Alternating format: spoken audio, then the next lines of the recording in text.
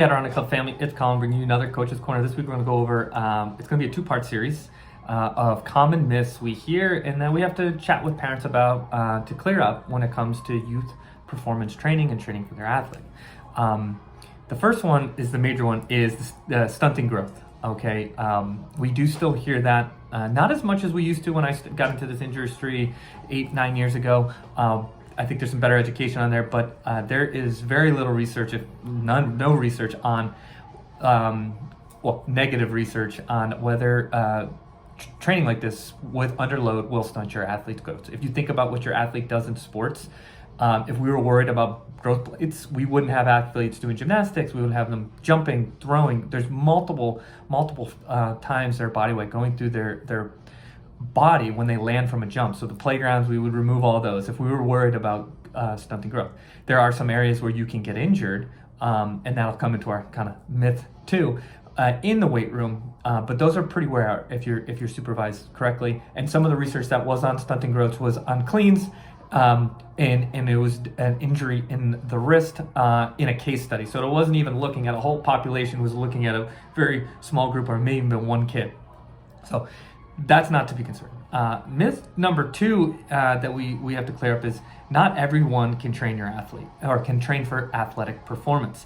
There are a ton of well-meaning coaches out there that are building out performance training programs, and we appreciate their effort, but they're missing a huge portion of the education piece that goes into training athletes and doing it safely and doing it consistently and making sure that the kids are enjoying it and having fun and also keeping them safe and really getting the performance. We've heard a lot of stories about, the football coach taking over the strength and conditioning program at XYZ high school, and it's all one type of lift and it's stuff that they did back in the 80s and 90s when he used to play. That's not a great way to build a performance program. It's not a great way to build an athlete.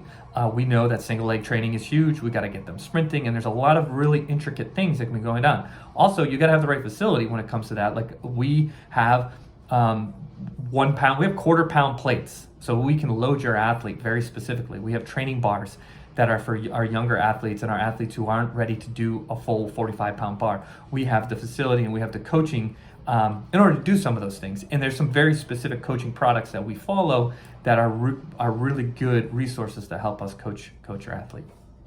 And then the last one we're going to talk about today is I'm afraid my athlete's going to get bulky.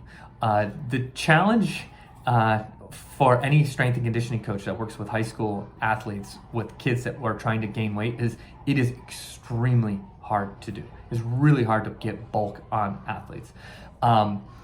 They have to eat right, they have to do a lot of things right. And we've got kids who've put on 30 pounds, but it's taken well over a year and it hasn't impacted their speed. That's where our athletes run into trouble, is they may follow more of a body part split or bodybuilding program that doesn't have movement at its center, and they may get hypertrophy in their biceps muscle that isn't balanced out through the whole body. We want full body lifts. When we're looking at female athletes, we want to get them in here because we got to bolster up them. So the bulkiness doesn't happen. If it did, you would come into our fitness center and you would see a bunch of massive humans, usually that they're using, what you see in the magazine is usually people using performance enhancing drugs to get to that look, and they train 10 hours a day and they just do all sorts of crazy stuff. Another area is with that bulky is it's going to slow my athlete down. It can, if you're not training speed, if you're not sprinting, you could see performance decrease, and a lot of times we're not measuring that. In our programs we measure your 10-yard dash and your vertical jump. If those start to go down, we got to start asking questions because we've decreased your ability to perform on the field, because those are two good measurements of what you can do. So those are a couple myths that we'd like to clear up. If you got questions about them, or you got a myth we want, or something that came up to you and you're unsure about the information, reach out to me. Thanks for watching. Have a good one.